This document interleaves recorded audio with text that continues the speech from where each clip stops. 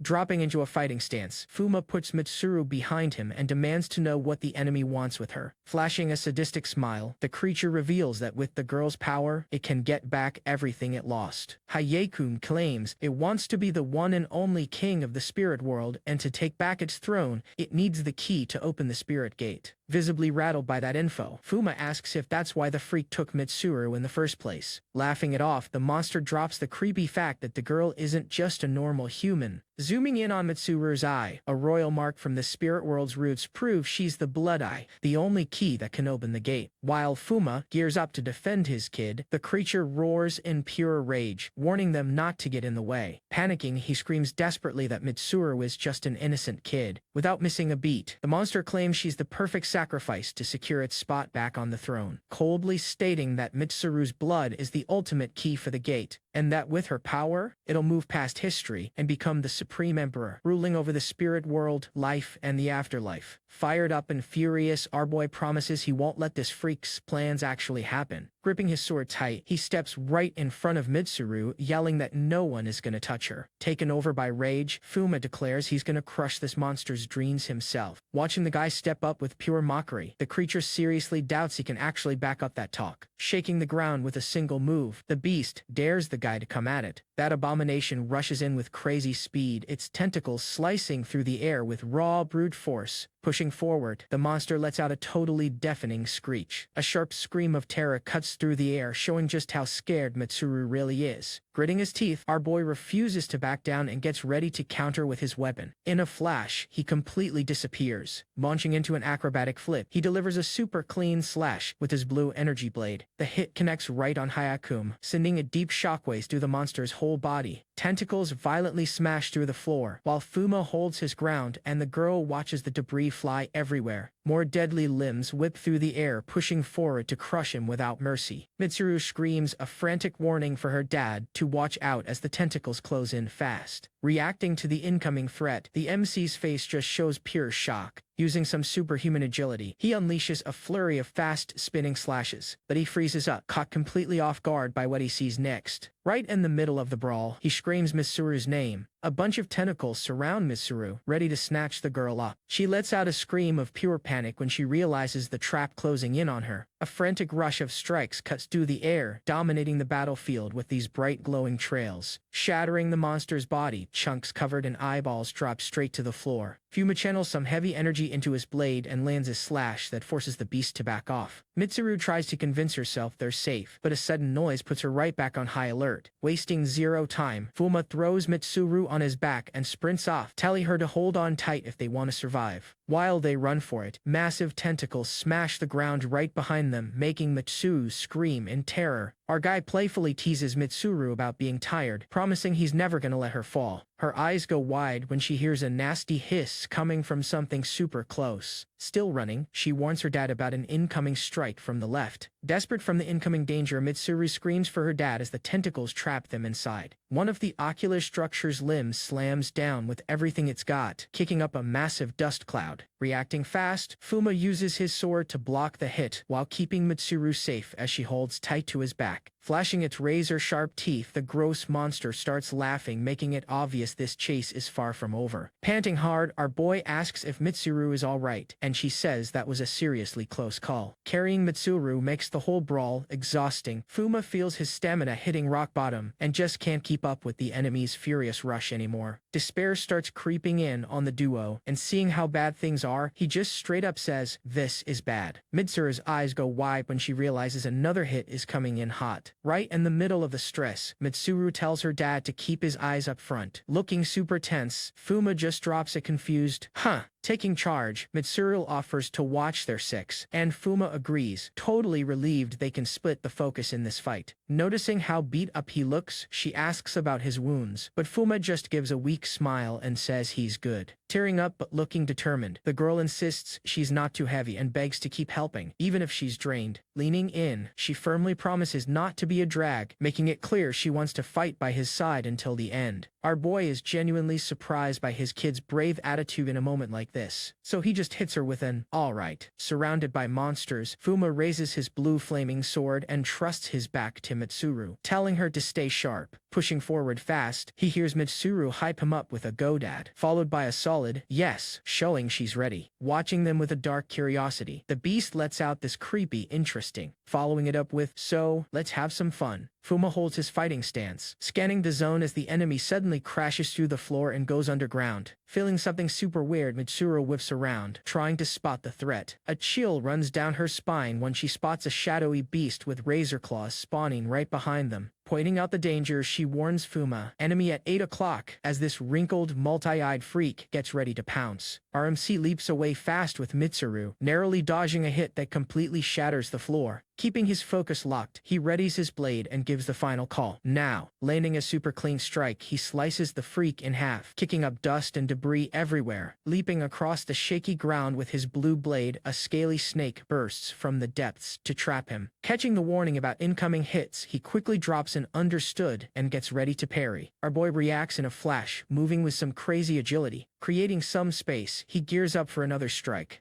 Fuma lets out a battle cry and rushes the monsters with absolutely everything he's got. Working in perfect sync, he slashes with the blue blade while Mitsuru watches their six. Using her sharp senses, she screams a warning about fresh attacks coming in from both sides. Locked into the fight, the MC channels all his energy into a counter, setting up a finishing move. Swinging his blue sword, he chops those snakes into a million pieces. Suddenly, the girl's face shifts to pure dread when she sees something absolutely horrifying. The floor starts cracking apart, and still holding on to her dad, Mitsuru warns him about the danger right under their feet. Hana hits them hard when the ground completely caves in, revealing these freakish hands trying to grab them. Launching himself into the air to dodge, Fuma watches this gross pile of human arms rip through the dirt below. That pile of twisted limbs thrashes around wildly, desperately trying to snatch them out of the sky. Gripping his blue sword, Fuma looks fiercely determined while Mitsuru, holding on to his back, lets out a battle cry, totally ready for the clash. With one clean move, Fuma slices that arm pile right in half, telling them to get the hell out of his way. Keeping his guard up, our boy lands on the dirt, shielding the girl while they both watch for the danger still hiding nearby. Looking worried, our guy asks if she's alright. Mitsuru replies, trying to play it cool, even though she's clearly running on fumes. That exhaustion finally catches up to Mitsuru, her face twisting in pure pain. Fuma starts feeling the burnout too, noticing his sword is starting to lose its juice. Staring down the Emperor's massive body, he realizes things are hitting the breaking point and decides he needs to wrap this up fast. Locking all those eyes on Mitsuru, the Emperor watches with disgust, calling the MC skills no better than an 8 trainer. Laughing out loud, the beast dissolves into tentacles and eyeballs, mocking that the guy is way more entertaining than he thought. Mitsuru suddenly points dead ahead and yells out, "Dad, look at that!" glaring at them like trash. The Emperor claims even a monkey knows when to give up, teasing them with, "But you." Covered in endless eyeballs, the all-eyed Emperor mocks his opponent, straight up calling him a fool. A whole barrage of projectiles gets fired right at them. The barrage keeps closing in faster and faster. Fuma readies his blade, fully prepared to block it all. Deflecting as many magic blasts as he possibly can, he makes sure none of them touch Mitsuru. Laughing like a total sadist, the beast watches him struggle, mocking his surprising stubbornness. But our boy doesn't take the bait, blocking everything with crazy precision, shooting a beam of pure energy from its eye. The Emperor claims that very resistance is exactly why he deserves to be wiped out. Pure terror hits Fuma's eyes with sweat dripping right down his face. Fighting just to stay alive, he throws his sword up to try and parry the blast. The raw force knocks both of them backward, but he somehow manages to keep his footing. Glaring down at him, the Emperor asks how much longer he can hold out before completely crumbling. After the clash, Fuma checks on Mitsuru, promising that a hit like that is never gonna take them down. Feeling the hit echo in his bones, he drops a shocked comment about the insane power level he just dealt with. Scanning the monster's body, he figures out that the massive eye is fueling the energy and is the main weak spot. Seeing how drained his kid is, he hypes her up to hang in there, revealing he finally found a way to win this. Looking dead serious, our guy declares that it's finally time to end this fight. Spitting pure disrespect, the beast claims all this effort is totally useless. Dodging projectiles dropping from everywhere, Fuma just keeps pushing forward. Locked in, he tells Mitsuru to hold on tight so they can dodge the strike. Cracking the floor with his steps, he speeds up, pushing past the enemy's speed while carrying his kid on his back. Using a slick move, he swings his blue energy sword to shatter the incoming blasts, carving a path right through the chaos. Watching closely, the Emperor gets super intrigued when he notices the guy's speed just spiked. Our boy charges relentlessly straight at the monster. Furious, he smashes through the obstacles, aggressively demanding them to get out of his way, unleashing a combo so fast it honestly looks like the air is shattering. Planting his feet, the MC gathers all his momentum, leaping right over that colossal freak. Completely enraged, the Emperor demands this little worm know his place and stop challenging a god. firing a massive energy beam right at our boy. But he doesn't slow down at all, raising his sword instead, bursting into intense flames. The blue energy shows just how cracked this attack really is. He lets out a massive scream of pure resolve. And with devastating force, he follows through, slicing right into the energy beam. Roaring in pure anger, the Emperor insults his opponent and calls him totally worthless. Screaming her lungs out, Mitsuru hypes up her dad to give him that extra push. Pushing even harder, Fuma refuses to back down against the Emperor's monstrous power. And that's where it gets crazy. Pushing his energy to the absolute limit, he lands the final strike on the massive beast, calling game over. Feeling the heavy defeat, the Emperor's main eye cracks open, and he screams in disbelief that someone actually overpowered him. Ripped apart by a brutal cross-slash, the monster's body completely crumbles into pieces. Right after the hit, our boy lands safely on his feet, fighting to catch his breath. He really feels the heavy toll of that insane boss fight. Mitsuru asks if he's alright, and her dad just flashes a calm, gentle smile, setting her down gently. They stand between the rubble and cracked floors. Thanking her dad for everything, Mitsuru feels terrible seeing him so drained after that brutal clash. Giving a warm smile, he promises that keeping her safe is always going to be his #1 priority. Standing tall under that crimson sky, he calls for a quick timeout and tells her to get some rest, promising he's going to figure out a way to get them both back home. Suddenly, he feels a super weird vibe coming from behind. Raising his sword, Fumo watches this weird spiral energy start forming right in front of him. His face drops instantly, and his wide eyes show pure shock as he spots something he definitely didn't see coming. Fingers start creeping out of what looks like a glowing portal, revealing what actually looks like a human hand. Touching onto the danger, Mitsuru screams a frantic warning, but her dad is already combat ready, drawing his flaming sword and telling her to get behind him.